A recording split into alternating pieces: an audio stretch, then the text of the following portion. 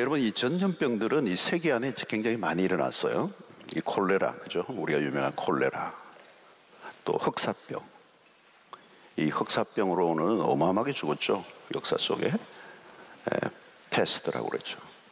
그 다음에 또 천년두 같은 거, 엄청난 인명을 앗아갔습니다. 전쟁보다 이 전염병으로 죽은 사람이 사실은 더 많았죠. 근데 요즘은 또 다른 질병이 하나 밀려와요. 그게 뭐냐면 신경병입니다. 신경병, 신경성 장애입니다. 다르게 표현하면 정신병이기도 하고요, 마음의 장애라고 할 수 있습니다. 알렉시스 캐럴이라고 하는 박사가 이런 얘기했죠. 전염병보다 더 큰 인간 문명에 대한 위험이 바로 이런 정신적 병이라는 거예요. 정신적 병. 이게 폴 트루니에 박사, 유명한 분이죠. 이분이 인간 치유라는 책에서 이런 얘기를 해요. 인간에게 죽음은 없다. 다만 인간은 스스로 자신을 죽일 뿐이다. 정신적인 질병이 가져오는 피해를 얘기를 했습니다. 그러면서 이 트루니에 박사가 한 유명한 말이 있죠. 질병을 치료하지 말고 환자를 치료하라. 그런 유명한 말을 남겼어요. 질병만 치료하는 게 되는 게 아니라 사람을 치유해야 한다. 질병이 오면서 그 질병으로 인한 사람의 마음의 병들이 더 무섭게 발전될 수 있다는 걸 얘기하죠. 자, 오늘 이 밤은 이제 상처에 대한 이야기를 좀 제가 하려고 합니다. 우리가 살다 보면 상처를 가지게 되죠. 마음의 상처. 이 상처를 받지 않은 사람은 없습니다. 여러분, 다 우리가 마음의 상처를 입었어요. 어떤 심리학자는 이렇게 얘기합니다. 인간은 태어날 때 큰 상처를 입고 태어난다. 태어나는 순간부터 상처를 입고 태어난다. 애가 딱 태어나자마자 애들이 웁니까? 웃습니까? 막 웃는 애 봤습니까? 태어나면서. 다 울죠, 그죠? crying 합니다. 울어요. 이것을 가르쳐서 상처 때문이다, 그런 얘기 하는 거죠. 탯줄을 끊으면서 이 상처를 입은 거죠. 이런 상처는 누구나 가지고 있습니다. 상처가 없는 사람이 없어요. 모든 인간은 연약한 존재. 상처는 불가피하다는 거예요. 불가피하다. 또 우리는 특별히 죄인이죠. 우리는 실수할 수밖에 없어요. 넘어지고 또 나로 인해서 내가 스스로 상처를 입기도 하지만 다른 사람으로 인하여 상처를 입는 이 죄가 많은 이 세상 가운데서 우리는 그렇게 힘들게 살아가는 겁니다. 끝으로 이제 보면 굉장히 태연하고 별 어려움이 없는 것처럼 또 대단한 일을 하고 있는 사람처럼 보이지만 그 안으로 들여다보면 상처 입은 영혼이에요. 전문 직종 일을 하고 하이 샐러리를 받고 아주 근사한 신사지만 그 안으로 들어보면 막 울고 있는 아이가 있어요. 상처 입은 영혼이 있는 거죠. 그 상처는 이 실존이에요, 실존.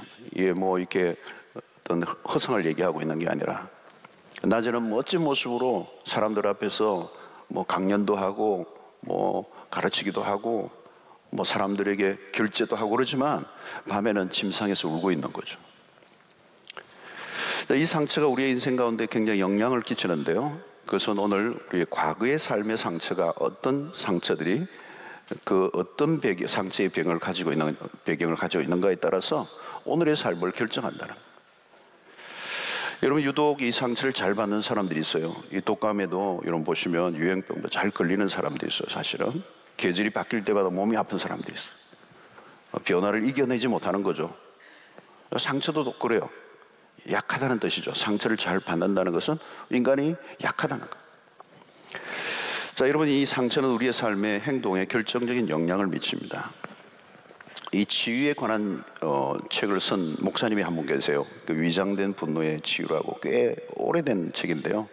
아주 좋은 책이고 이 치유에 관련된 책을 쓰신 이 목사님인데 그의 책에서 이제 자기가 오픈을 해요. 무슨 오픈을 하냐면 자기가 상습적으로 아내를 폭행했던 거예요. 목사님인데 상습적으로 이 아내를 폭행한 거예요. 그걸 이제 오픈을 했어요. 근데 이제 오랫동안 이 사모님이죠, 그죠? 남편 목사님으로부터 이제 얻은 폭행을 당하고 살았는데 이 상습적인 폭행의 피해자였던 이 사모는 남편이 아주 나쁜 인간이라는 것을 이제 그런 시각을 갖고 이제 학대를 받고 고통을 받으면서 살아왔던 거죠. 근데 어느 날 남편이 살아온 삶의 배경을 이제 듣게 된 거죠. 알게 되는 거죠.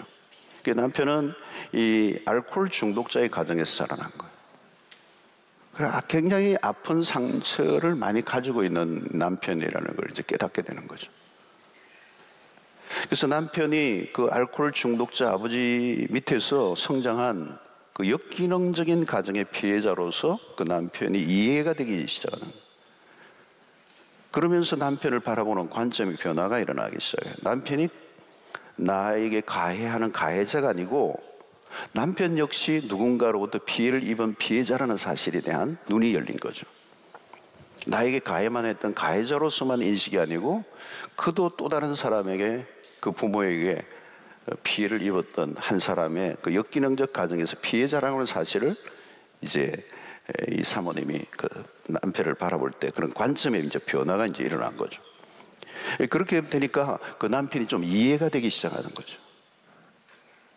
그때부터 내 마음 안에 어떤 치유가 일어나기 시작했다는 거예요. 가해자로서 미워하기만 했는데 알고 보니 그가 참으로 불쌍한 사람이에요.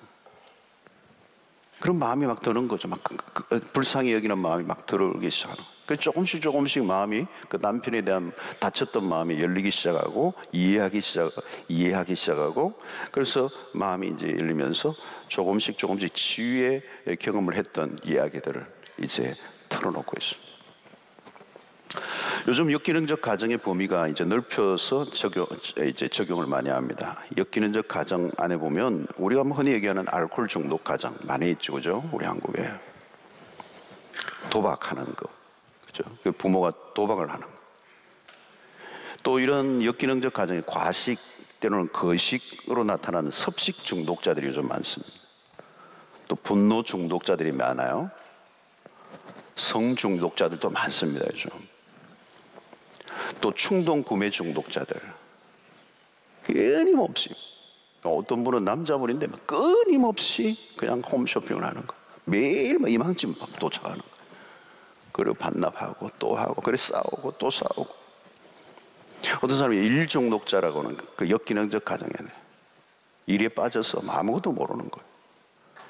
이런 종교적 중독도 있습니다. 종교 중독이 무서운 겁니다, 여러분. 극단적인 경험을 원하고 비현실적인 세계로 빠져들어가는 사람, 특별히 이단 사이비가 그런 거예요. 좀 극단적인 것에 빠져들어가는 거예요. 그래서 여러분, 이런 이제 종교 중독에 빠져들어가는 거죠. 뭐 거기에 매여 있고 거기에 빠져 있고 다른 일상을 못 살고 있는 겁니다. 여러분, 건강하지 않은 교회들 가운데도 이런 종교 중독에 빠지게 만들 수도 있어요. 목사님들이 잘 성도들을 말씀으로 이끌지 않으면 그게 그냥 열심히 봉사하고 교회에 있다고 해서 그게 좋은 거가 아니라는 거죠. 여러분, 우리는 어떤 사건이나 환경들 안에서 정치적으로 피해를 입고 충격이 가해짐으로 인생에 부정적인 영향을 미치게 되는 겁니다. 자, 현재의 나의 행동은, 그리고 현재의 내 삶은 그냥 만들어진 게 아니라 어떤 삶의 과거의 배경으로 만들어진 거예요. 현재의 나의 삶은 과거의 어떤 사연으로 비롯된 것이라는 거예요. 우리의 모든 사연이 있는 거죠. 아까 그 목사님도 그렇게 폭력을 행사하는 것이 그냥 나온 게 아니라 그 과거의 삶의 경험에서 나온 상처가 배경이 되어 있는 거예요. 그게 묻혀 있는데 아무도 그걸 말해주지도 않았고 자기도 그걸 잊어버렸는데, 근데 어느 세월이 흐르면서 그것이 원인이라는 걸 발견하기 시작한 거예요. 그래서 우리 안에 어떤 부정적인 경험들이 삶의 상처로 남아있게 되면 그것은 고스란히 내 인생의 지금 현재의 삶과 미래의 삶에 결정적인 영향을 미쳐. 저는 굉장히 많이 봤어요. 목회하면서 이 부분에서 제가 굉장히 관심을 많이 가졌던 부분이기 때문에. 여러분, 교회에 대한 상처를 입은 사람들도 많이 있죠, 요즘은. 가난한 성도도 요즘 많이 양산되는 거죠. 교회에 대한 상처를 입은 사람들이 많아요. 교회 지도자의 상처를 입은 사람들이 많아요. 교회를 옮기는 경우에는 교회 지도자에 대한 상처들이 굉장히 많아요. 자, 이런 사람들은 교회 안에서 때로는 목회자이든 어떤 인간관계 속에서 상처를 입었던 그것이 자신의 내면에 어떤 아픔을 주면서 신앙의 미래를 어렵게 만드는 거예요. 그 상처로 끝나는 게 아니라 그분이 그 상처로 인해서 앞으로의 미래의 어떤 신앙생활도 쉽지 않아요. 제가 이민 목회를 하는데 이게 더 많아요. 뭐 어마어마한 상처들을 입고 교회를 옮겨왔어요. 옮기고 수도 없이 옮기는 거예요. 갈 때까지 가보자 이거 옮기는 분들이 있어요. 그것을 가르쳐서는 처치 투어라고 그래요. 그 이민 목회 상처 입은 영혼들이 너무 많으니까 자, 이런 경우에는 어떤 사람들이 이런 부류가 있죠. 교회에 대해서 완전히 등을 돌리고 떠나버리는 사람들이 생겨요. 가보기 싫다는 거예요. 교회에 대해서 아주 심한 알러지를 바라는, 요즘 이런 사람들이 많아요. 또 다른 교회로 아예 떠나는 사람이 있고, 어떤 사람은 다른 교회로 옮기는 경우가 있어요. 옮겨도 상처를 받은 사람이 옮겼기 때문에, 상처를 안고 옮겼기 때문에 아직 교회에 대해서 마음이 닫혀 있어요. 교회를 떠나지는 않았어요. 근데 교회를 옮겼지만 여전히 내 마음은 닫혀 있어. 과거의 상처가 내 안에 밑자리에서 계속 내 내면을 건드리고 있어요. 그래서 조금이라도 안 좋은 부정적인 모습이 보이면 그게 도지는 거죠. 상처가 똑같아. 네. 그래서 제가 호주에서 목회하는데요, 막 옮겨왔던 분들이 목회자의 상처를 많이 입은 분들인데요, 많이 옮겨왔거든요. 제가 목회하는데. 그래서 제가 이제 점심때 다니면요, 어떤 분들이 딱 쳐다보다가 내가 보면 딱 고개를 돌려물어서, 그러니까 알고 보니까 나중에 묻는데 보니까 이 목사님도 긴가 민가 이제 확인하는 거예요. 다 스캔을 하는 거예요. 스캔을. 예. 이게 마음이 닫혀 있는 거죠. 그래서 부정적인 모습을 보면 금방이라도 또 달아날, 쉽게 상처를 입는 거죠. 과거에 상처 입었던 사람은 쉽게 상처를 입어요. 뭐 헌금에 상처를 입었던 사람은 헌금 히읗자만 나와도 막 상처를 입는 거죠. 네, 알러지 반응을. 또 아니면 교일에 뭐 전혀 관심을 가지지 않고 조용히 주일 예배만 다니는, 네, 주일만 왔다 갔다. 우리 그분들을 뭐라고 얘기하죠? KGB 스타일의 그리스도인이다. 나의 출석을 아무에게도 알리지 마라. 조용히 주일만 드리는 거죠. 이분들은 교회를 출석을 하지만 냉소적인 입장이 있어요. 신앙생활에 어떤 것도 깊이 관여하고 싶지 않아. 왜? 내가 관여했다가 상처를 입었기 때문에. 자, 이런 분들도 다 역시 계속적으로 신앙생활을 하기 어려워져요. 왜? 과거의 상처가 치유되지 않은 상태 속에서 교회를 다니고 있다. 여러분, 상처는 개인의 삶뿐만 아니라 교회 공동체 전체도 부정적인 영향을 미쳐요. 이게 결혼도 마찬가지잖아요. 역기능적 가정 속에서 부모가 정말 건강하게 애정관계를 가지고 살아가는 모습을 본 적이 없고, 오히려 역기능적인 그 부모의 모습을 바라보면서 깨어진 것을 볼 때 그게 상처의 내면이 있다고요. 나는 그렇게 살지 않아야지 하는데 정작 자신이 그렇게 살면 그렇게 또 반복될 수밖에 없는 이유가 그 과거에 그 부모님들이 겪었던 그 상처가 내 밑자리에서 계속 상처로 남아있는 거예요. 그 과거가 나를 놓아주질 않아요. 과거의 어떤 안 좋은 경험이 나로 하여금 어떤 관점을 왜곡시켜버리는 거죠. 그 현실을 정확하게 들여다보지 못하게 만드는. 자, 여러분, 그러므로 우리 현재 행동은 어떤 배경을 갖고 있다는 거. 왜 저 사람이 저렇게 행동할까? 숨겨진 이유가 있어요. 많은 사람들이 과거의 상처의 피해자로 살아갑니다. 아물지 않은 상처는 그대로 있는 것이 아니고 계속해서 그 삶을 괴롭히고 있는, 과거로 인해서 미래로 나가지 못하는 거죠. 과거의 경험과 그 상처의 영향력, 그렇기 때문에 이 상처를 해결하지 않으면 과거에 매여 있게 되는 겁니다. 자, 어느 과거의 시간에 멈춰져 있는 거죠. 상처의 피해자로 살아가는 겁니다. 의외로 많이 있습니다. 여러분, 상처가 치유되지 않으면요, 마음이 굳어져 있어요. 냉담합니다. 감성이 죽어 있고요, 심하면 울고 웃는 이 감정이 작동이 안 되는 거죠. 그냥 굳어 있는 거예요. 그리고 내면의 깊은 곳에는 뭐가 있어요? 분노가 차 있어요. 분노가 그토록 굉장히 얌전한 사람인데 어느 날 그 분노가 폭발해버렸어요. 자기 상사에 한 대 치고 그냥 게임 끝 사표 내고 나오는 거예요. 한순간에 돌발적인 상황이 벌어지면서 아무도 예측하지 못한 행동을 하면서 한순간에 자신의 삶을 파탄에 이르게 만드는데, 그게 왜 그래요? 그게 그냥 나온 게 아니에요. 묻혀져 있는 거죠. 매장되어 있는 분노. 언제나 피해의식이 있습니다, 여러분. 이런 엽기적인 가정 속에 살았던 사람들은 그 배경에, 그 상처들 안에서 언제나 피해의식이 있는 거예요. 내가 그것으로 인한 내 인생이 이렇게 망했다는 거죠. 부모가 또 어떤 누군가에 의해서 내가 배신을 당하고, 나 버림을 당하고, 나에게 상처를 줬다는 거예요. 그러니까 이게 심하면 뭐예요? 피해 망상증이 되는 거예요. 자, 이런 사람들은 감정적 소모가 많아요. 감정의 소모. 그 상처는 그대로 있는 게 아니에요. 많은 삶에 있어서 감정적 에너지를 사용해야 되는 거죠. 그래서 24시간 노동자예요. 침대에 누워서도 감정을 소모해야 돼요. 어떤 데는 분노로 이글거리고, 어떤 데는 미움으로 이글거리고. 상처 입은 영혼은 쉬지를 못해요. 그래서 감정으로 인해서 온몸이 지쳐있는 거죠. 빨리 피곤을 호소해요. 왜? 기쁨이 없죠. 그래서 어두운 감정이 그 영혼을 지배하고 있는 거. 큰 돌덩어리가 누르고 있는 거. 힘든 거죠. 힘든 거죠. 그러니까 이런 상처를 입고 살면 감정 소모가 엄청납니다. 에너지가 줄줄 새나가는 거죠. 그래서 무엇을 제대로 할 수가 없어요. 밝고 즐거운 감정을 가지고 있지 않기 때문에 하고 있는 일들이 다 피곤한 거죠. 여러분, 아물지 않은 마음의 상처는 건강하고 행복하게 생활하려고 하는 이 노력을 방해해버립니다. 이런 상처들의 경험들은 신앙생활 속에서 계속 영향을 미쳐요. 머리로는 다 아는데 이게 안 움직이는 거예요. 은혜를 받고 싶은데 은혜가 안 임하는 거죠. 이 마음이 상실한 마음이고 굳어진 마음이고 돌짝밭이 돼 있는 거죠. 나도 모르게. 그러니까 이 흡수력이 없어요. 은혜에 대한 흡수력이 없어요. 냉담한 거죠. 어떤 기대감을 갖고 있지 않나. 여러분, 상처로 인하여 환경과 사람들에게 반응하는 그대로 하나님에게도 반응을 나타내요.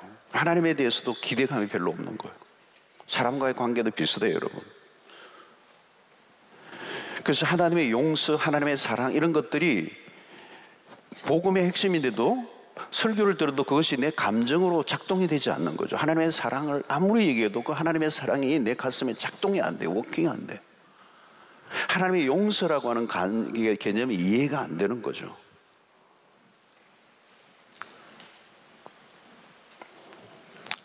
그래서 여러분, 우리가 이제 외적인 상처들은 사실 뼈가 부러지는 것도요, 한 2달 고생하면, 기부스하면요 나아요. 괜찮아요.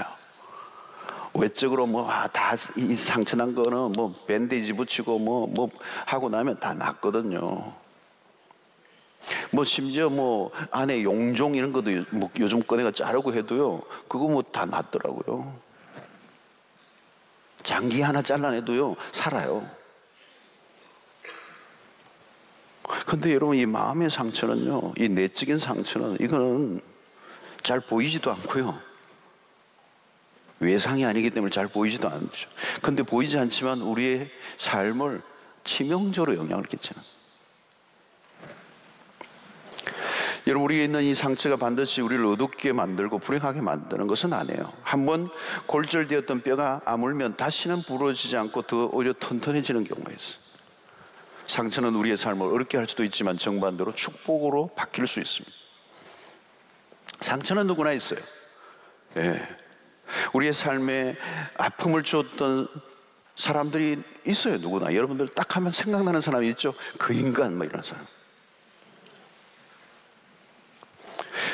중요한 것은 그 상처 속에 갇혀있지 않고 빠져나오는, 그 영향에서 벗어나는 것. 벗어나지 못하면 어때요?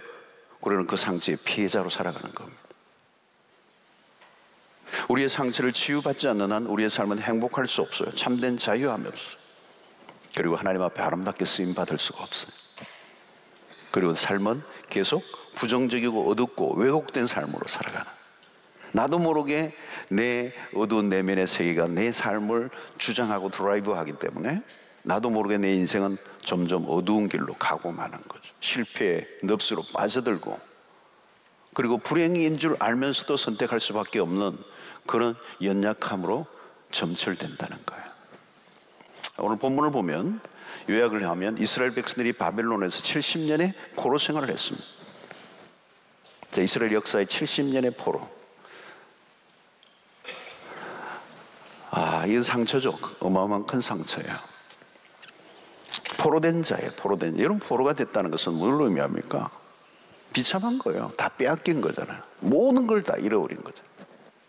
주권을 잃어버리고 개인의 그 빼앗긴 나라의 그 백성으로서의 모든 것이 수탈당하는, 우리의 일제시대에 경험했던 것처럼 이름도 바뀌고 모든 것도 다 빼앗겨버리는, 자녀들을 빼앗겨버리기도 하고, 그 아픔이 있는 거죠. 굉장히 큰 아픔이 있는 거예요. 우리 민족도 아픔이 많은 민족이에요. 제가 보면 우리 한국의 백성들의 안에는 이 일제의 경험, 그리고 전쟁의 경험, 이런 것들이 외상으로 남아있는 거예요. 큰 상처예요. 아픔이에요. 그래서 우리는 그 아픔들이 역사를 제대로 직시하지 못하게 하는 왜곡된 시각을 가지게 만드는 요소도 있어요. 이 아픔이 굉장히 우리 안에 깊이 있다는 거죠. 제가 호주에 살 때 보면, 오늘 자꾸 호주 얘기가 나오네요.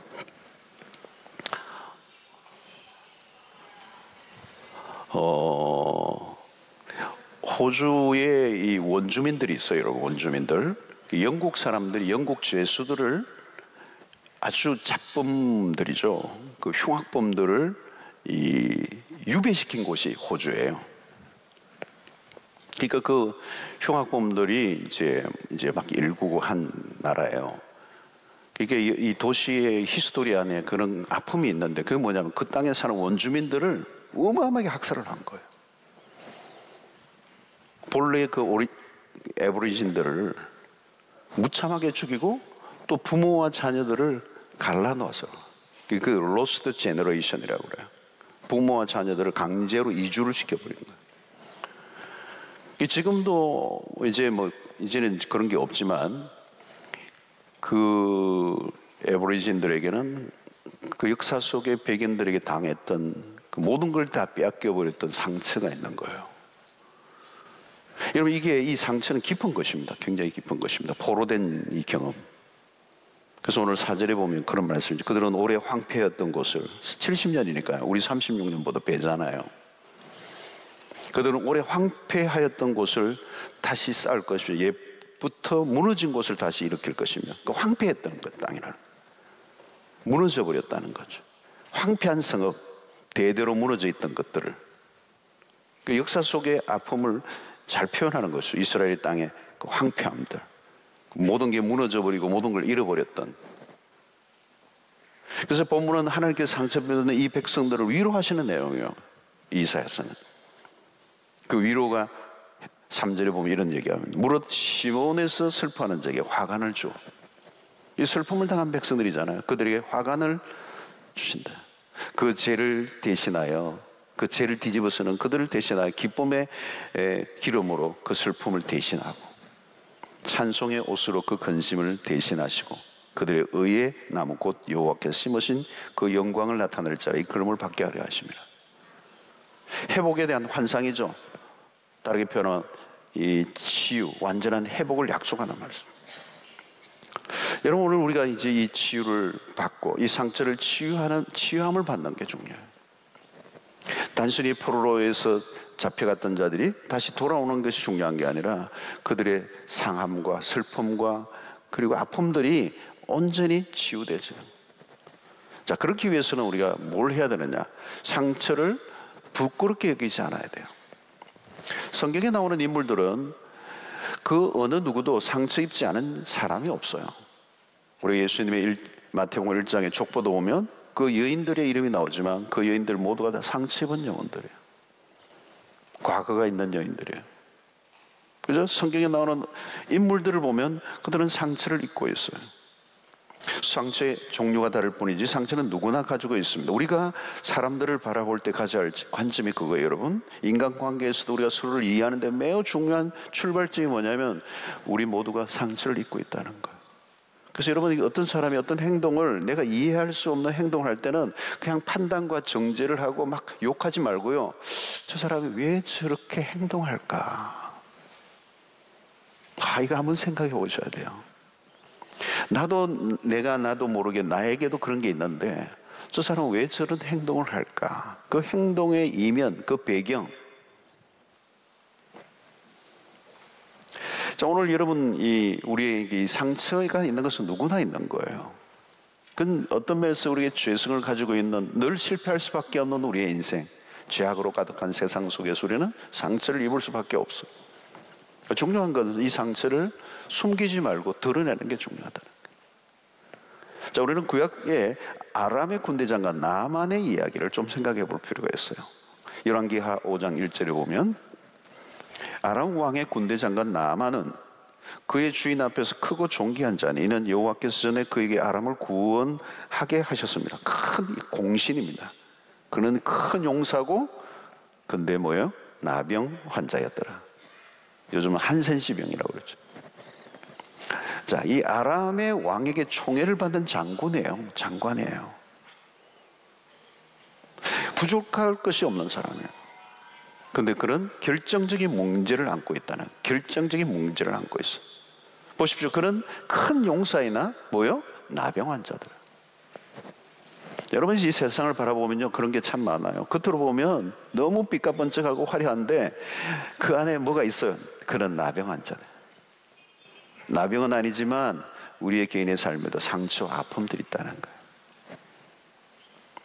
자, 그런데 이 나만의 집에는 놀라운 일이 하나 있어요. 이스라엘에서 붙잡아 온 어린 소녀가 있었어요. 근데 그가 복음을 갖고 있는 거예요. 이스라엘의 선지자 엘리사를 만나면 당신이 나을 것이다. 그것은 하나님을 소개하는 거죠. 이것은 정보가 아니라 복음이에요. 복음. 나만은 엘리사를 만나고자 하는 이 마음이 들고 먼 길을 마다하지 않고 이스라엘을 가죠. 막 선물까지 싣고. 근데 갔더니 선지자는 얼굴도 내밀지 않고 사환을 시켜서 한마디 툭 던지는 거예요. 요단강에 가서 7번 몸을 담그라는 거예요. 상당히 자존심이 상했어요. 이 일국의 장관입니다. 이 지금 아람은 이스라엘에 어마어마한 영향을 끼치는 강력한 나라에 이 장관이 왔는데 얼굴도 내보이지 않고 한마디 하는데 요단강물에 가라는 거예요. 복음이 복음으로 들리지 않았어요. 이것은 마치 아픈 상처에 소금을 뿌리는 것과 같아요. 나만이 본문을 보면요, 분노해요. 분노. 자신의 부끄러운 몸을 이방 나라 사람들 앞에서, 그것도 더러운 요단강물에 드러내는 걸 원치 않았어요. 낫지 않아도 좋으니까 돌아가자 그러는 거죠. 여러분, 이 자존심을 내려놓는 일은 굉장히 힘든 일이에요. 나만은 화려한 계급장이 붙어있는 옷을 입었지만 그 안에 이 나병이 숨어있어요. 감추고 싶은 거죠. 여러분, 오늘 우리는 우리에 있는 상처를 감추기 위해서 많은 노력을 해요. 사회적인 지위, 또 세상적인 성공, 그리고 좋은 스펙, 감추고 싶은 거죠. 그러나 아무리 세상의 것들로 감추려고 해도 내 내면에 숨어있는 이 상처와 아픔들, 연약함, 약점들은 해결이 되지 않죠.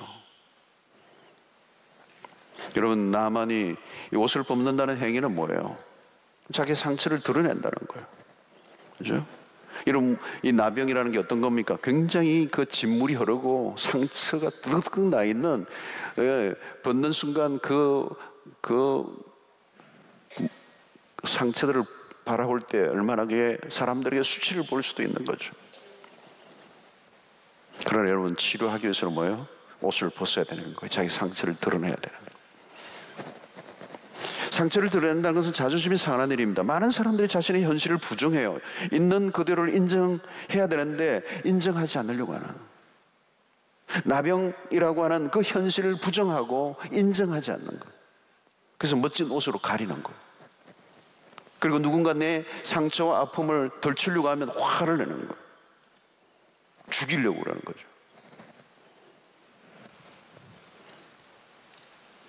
그러나 여러분, 나만은 이 문둥병, 이 나병을 라는 상처를 내어놓을 때 고침을 받는 역사예요.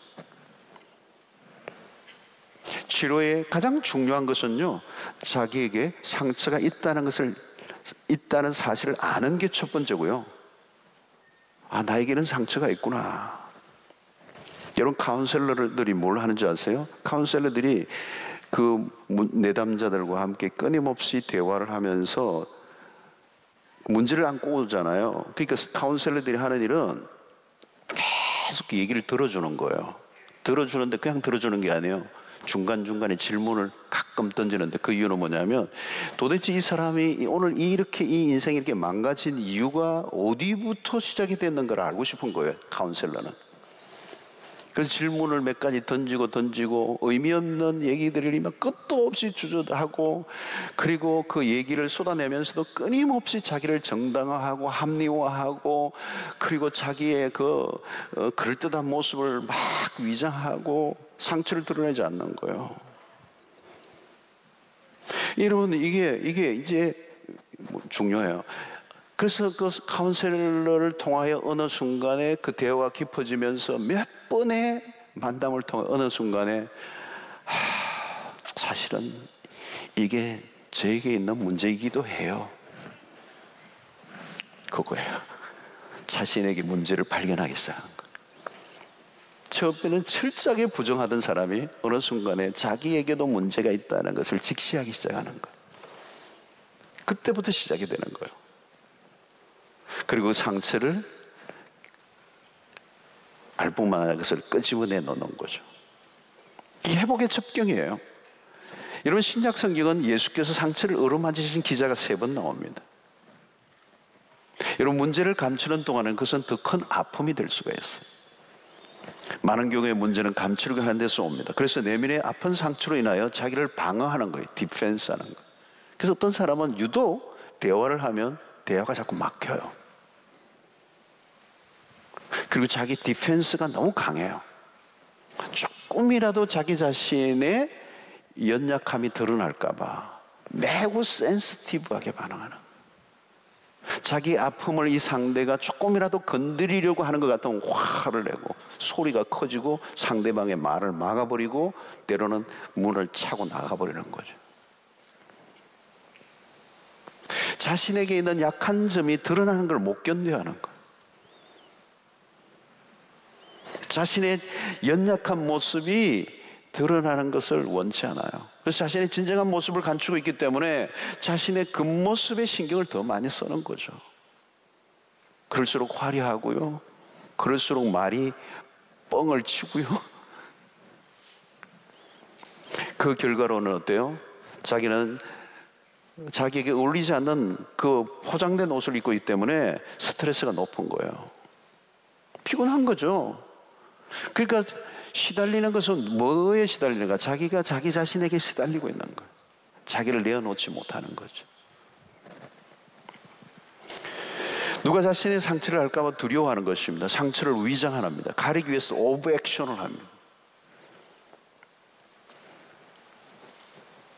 여러분, 이게 이런 것들에 대해서 공부를 좀 한 사람들은 그 행동이 보여요. 아우, 저건 저걸 어떡하나.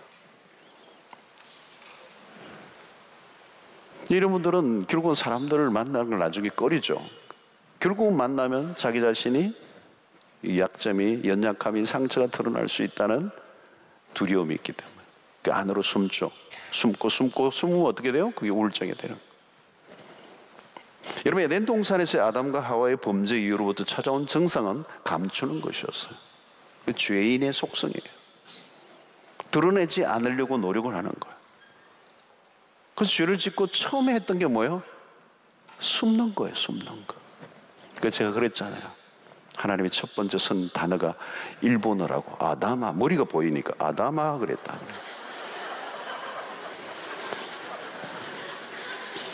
몇 번이 웃어주어서 고마워요.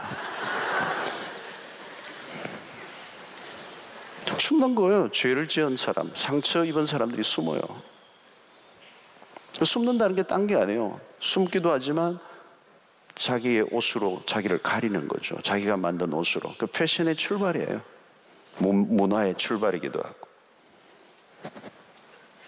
자신의 연약함을 내어놓지 않는 거예요. 내어놓을 때부터 치유가 시작이 돼요. 그래요, 내 가정에 이런 일이 있었어요. 내 결혼 생활에 이런 아픔이 있었어요. 내 어린 시절에 내가 부모에게 이런 일들을 당했어요. 그 아픔을 얘기하는 거예요. 드러내는 거예요. 드러내는 거. 드러낼 줄 아는 용기. 이게 어려워요. 굉장히 어려워요. 여러분, 모두가 누구에게도 얘기하고 싶지 않은 아픔이 있어요. 그것이 한 번씩 나를 턱턱 건드리죠. 다른 사람은 무심히한 얘기인데 나는 그게 너무 아픈 거죠. 그래서 우리는 더 두꺼운 옷을 입고 겹겹이 입고 겹겹이 마스크를 하고 가면을 쓰고 다니는 거예요. 드러내면 용기가 필요해요. 처음에는 어렵지만 여러분 한번 오픈하면요 두려울 것이 없어요. 그때부터 자유가 오는 거죠. 여러분, 아픈 사람은 아프다고 하는 거예요. 병은 뭐라고요? 많이 알리라고 그래요. 내가 이렇게 힘들었다고. 그죠? 나만 장군은 자신의 상처를 이제 알렸고 그리고 드러내는 단계. 드러낼 때 이미 반은 치유가 된 것입니다. 상처를 부끄러워할 필요가 없어요. 알고 보면 나만의 문제가 아닙니다, 여러분. 많은 경우에는 이것은 나만의 문제고 나만의 상처고 나만의 아픈 기억이라고 생각하고 꽁꽁 묻어두지만 용기를 내고 그것을 끄집어내어 보면요, 너무도 놀랍게도 나와 비슷한, 아니 나보다 더 큰 상처와 아픔을 겪고 있는 사람들이 너무 많다는 걸 발견해요.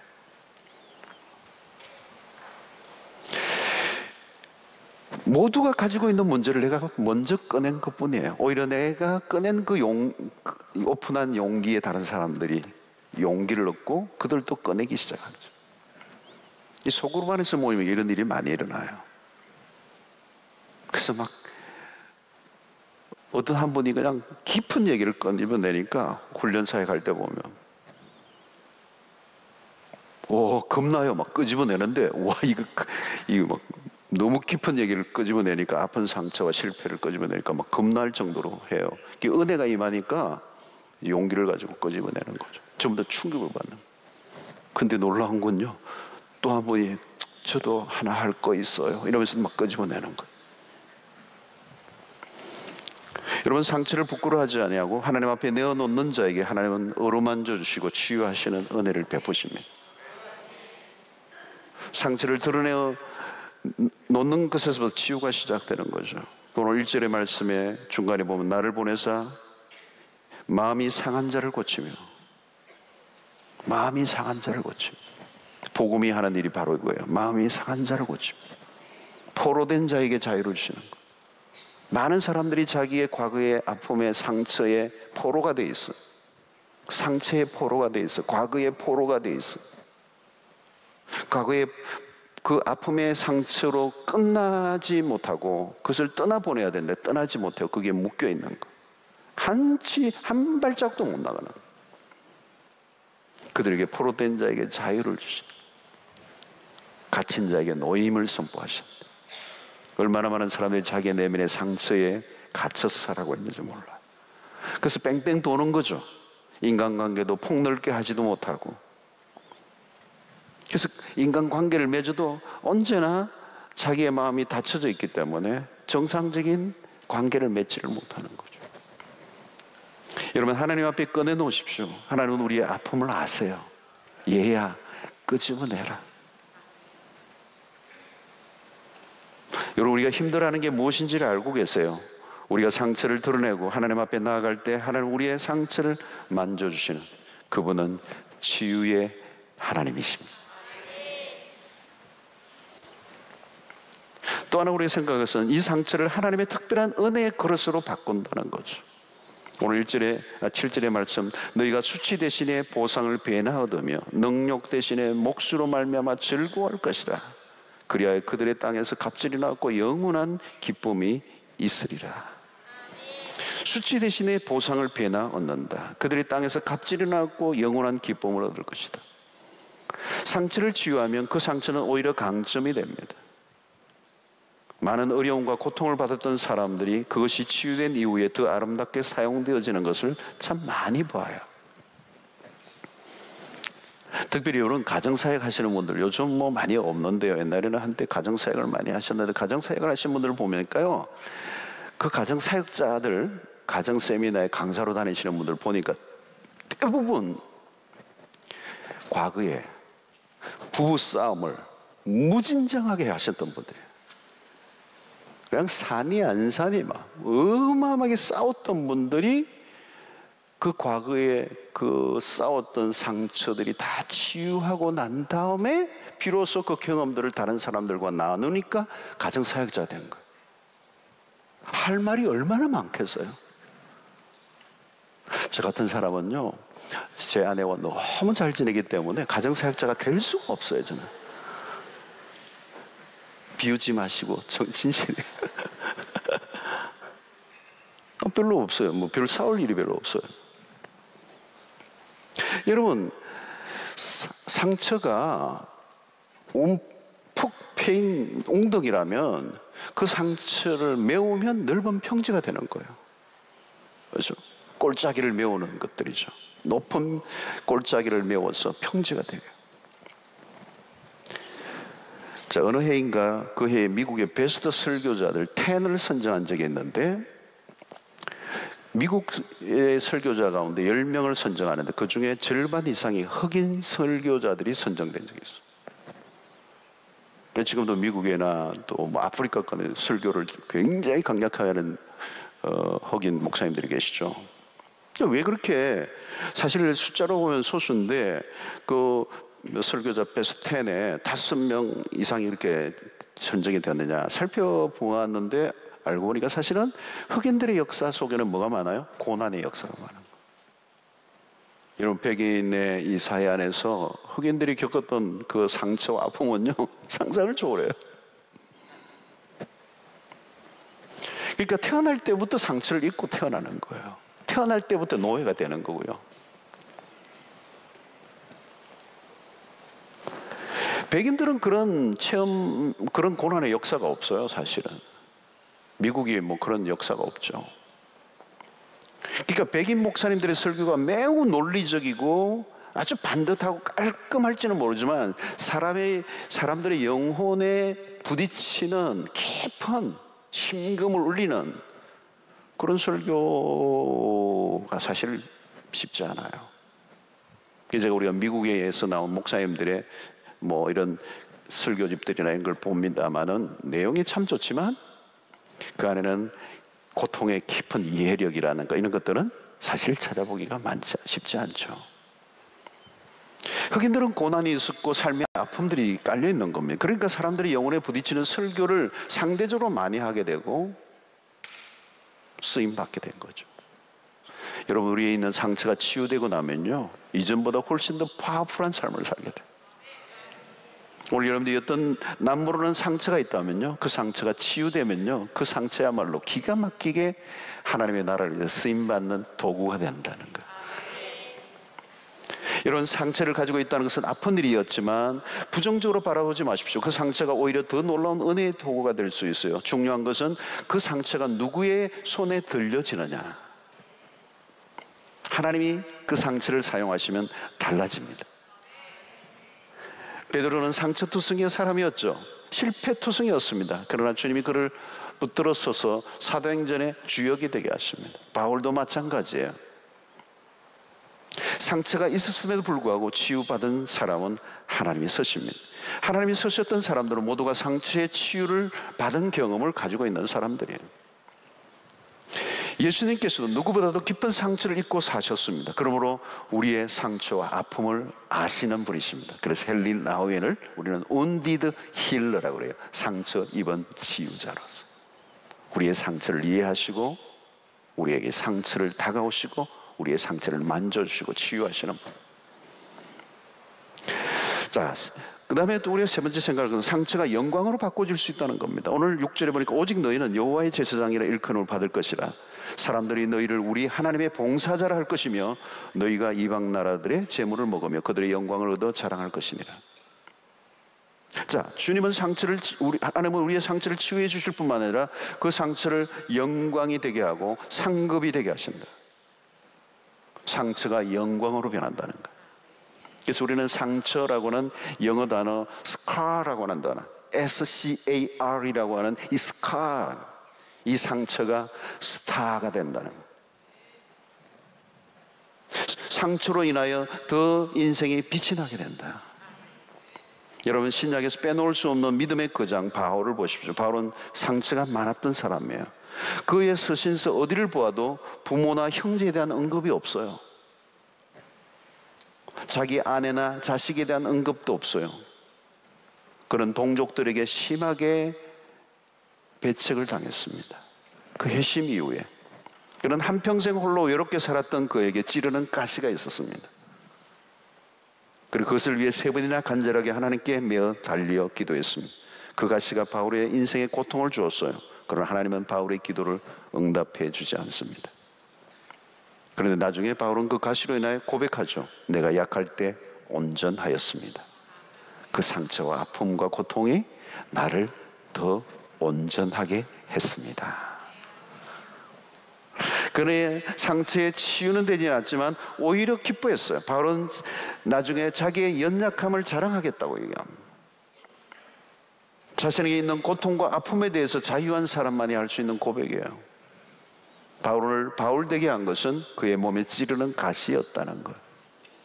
그를 연약하게 넘어지게 하고 힘들게 할 수 있었던 그것이 오히려 성공적 바울의 사역을 가능하게 만들었던 내적인 동력이었다는 것. 여러분, 우리에게도 남다른 가시들이 다 있을 거예요. 남이 알지 못하는 아픔이 있습니다. 그건 질병일 수도 있고요, 가정에 끊임없는 불화일 수도 있고요, 자녀 문제일 수도 있어요. 때로는 가난의 문제일 수도 있고요, 끊임없이 계속되는 실패일 수도 있어요. 그러나 하나님은 그 가시를 통하여 우리의 삶을 온전케 해주시는, 축복의 기회로 바꿔주시는 도구가 될 수 있습니다. 일본의 바울이라고 불리우는, 일본의 영적인 이 성자로 여겨지는 이 가가야와 도요히코라고 하는 분이 있습니다. 유명한 분이죠. 그가 상처가 많은 사람이에요. 이분은. 그의 어머니는 기생 출신이에요. 그런 첩의 아들로 태어났어요. 근데 돈도 많고 높은 지위에 있던 아버지가, 이 가가와 도요히코가 4살 때 죽습니다. 그리고 어머니도 5살 때 죽어요. 그런 마음의 상처를 입고 지내주는 게 폐결핵에 걸리기까지 합니다. 얼마 후에는 안질병, 심장병, 간장염, 뭔가 질병에 걸려 고생을 해요. 그런 젊은 날에 자신의 삶을 회의에 빠져서 자살을 시도하기도 합니다. 그러나 그는 복음을 만나게 되고 삶이 변하게 됩니다. 상처투성의 몸으로 고베라고 하는 지방의 빈민촌에 들어가 14년 동안 그리스도의 사랑을 전합니다. 그런 상처로 인하여 오히려 더 깊이 하나님의 사랑을 만나게 되고 치유를 경험하게 되고, 그리고 치유 입은 자들을 치유하는 삶으로 그의 인생을 마치며 일본의 성자로, 아시아의 성자로 높이 쓰임을 받았습니다. 이화여대 총장을 지냈던 김한람 박사는 역시 이 첩의 자식으로 태어났어요. 그런 매우 가난하게 자랐어요. 그런 인천의 내리교회에서 세례를 받고 신앙생활을 하면서 상처를 치유받고 미국에 유학을 가서 공부하는 중에 감리교 목사님을 사랑하게 돼요. 그러나 이룰 수 없는 사랑이었어. 또 하나의 상처를 입었죠. 그러나 그는 하나님으로부터 받은 은혜로 치유된 복음 전도자가 되어서 특별히 한국의 무지한 여인들을 일깨우는 이 생애로 자기의 인생을 바치게 되죠. 상처를 영광의 상급으로 바꾼 일들. 감리교의 창시자 요한 예슬리도 마찬가지. 훌륭한 영적인 지도자죠. 존 웨슬리, 감리교를 창설합니다. 그런 늦은 나이에 결혼을 했는데 그 아내가 얼마나 악처인지, 웨슬리가 원고를 써놓으면, 설교 원고를 써놓으면 불에 태워버렸어. 어떤 때는 불평을 하면서 웨슬리의 이 머리채를 움켜쥐고 온방을 끌고 다녔다는 거. 이 사모님이 힘이 셌던가 봐요. 그래도 그는 묵묵히 그 부인의 뒤를 보살펴줬다. 결국에는 보따리를 싸고 도망을 가버렸다는 거예요. 웨슬리 생에 큰 고통이고 상처죠. 그러나 웨슬리는 여생을 혼자 살면서 영국을 복음으로 변화시킨 영적인 지도자가, 그런 불행한 가시오 같은 아내로 인해 시련과 상처들로 인해 더 위대한 하나님의 종이 됩니다. 그렇다고 해서 그런 악처를 저에게 허락하옵소서, 그렇게 기도하면 안 되겠죠. 여러분, 상처가 없는 사람은 한 사람도 없어요. 중요한 것은 상처의 피해자로 살아가느냐 아니면 수혜자로 살아가느냐. 상처가 더 좋은 상급을 받고 축복을 받는 것으로 변화될 수가 있어요. 우리가 앞으로도 살다 보면 또 다른 상처를 받고 살아갈 수가 있어요. 우리의 현실의 아픔이 있을 수가 있습니다. 그러나 십자가에서 고통과 죽음의 상처를 입으신 예수 그리스도가 우리의 진정한 치유자가 되시고 우리의 상처를 만져주시면 우리는 그 상처를 통하여 더 위대한 인생으로 나아가게 하신다는 것. 그래서 이사야 53장에 그런 표현이 있죠. 그가 징계를 받음으로 우리가 평화를 누리고 그가 채찍에 맞음으로 우리가 나음을 입었도다. 십자가의 은혜가 우리의 모든 상처를 치유하고도 남는다는 것. 하나님은 우리의 상처로 인한 연약함을 오히려 강점으로 사용하기를 원하신다. 그것을 하나님께 내어놓으라는 거예요. 그리고 그것을 은혜의 그릇으로 바꾸시는 하나님의 손길을 경험하라. 그러므로 한 세 가지 정도만 정리한다면, 우리는 우리의 상처를 가지고 날마다 그 성령의 만져주심을 기대하고 십자가 앞으로 나가야 돼요. 여러분, 하나님의 사랑을 깊이 경험해야 우리 상처가 나아요. 우리의 상처를 낫게 하는 그 치료제는 십자가예요. 십자가의 능력입니다. 상처의 피해자가 되지 않기를 바랍니다. 상처의 수혜자들이 되세요. 상처로 인하여 더욱더 온전해지는 은혜가 있게 되기를 축원합니다.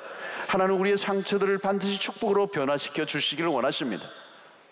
왜 상처를 치유받아야 합니까? 우리가 얼마나 존귀한 존재들인가. 우리는 하나님의 존귀한 존재들로, 하나님의 영광을 노래하는 자들로 만들어졌어요. 우리 안에는 멋진 선율들이 숨어 있어요. 그것을 울려 퍼지게 해야 돼요. 우리 안에 숨은 노래와 춤을 통해 하나님을 노래하고 즐거워해야 합니다. 꽃이 피고 열매를 맺어야 돼요. 우리의 삶의 향기를 드러내야 돼요. 그런데 우리의 상처로 인하여 과거의 시점에 멈추어 서서 하나님의 나라의 백성으로서 아름다운 그 음료를 드러내지 못하고 상처와 그 선물들을 우리의 상처에 쏟아내면서 내가 받은 상처를 또 다른 사람에게 끊임없이 주는 이 역기능성의 삶을 우리가 살아간다는 거죠. 사랑하는 성도 여러분, 이제 우리는 치유받은 하나님의 백성으로서, 왕같은 제사장으로서, 하나님을 위한 봉사자로서, 하나님의 나라를 위해서 우리를 만드신 그 창조의 목적을 따라 기가 막힌 아름다운 선율을 내 인생을 통하여 드러낼 수 있는 그 창조의 원형이 그대로 드러나 하나님의 영광을 노래하고 하나님의 영광을 드러내는 일에 쓰임받는 여러분들 되시기를 축원합니다.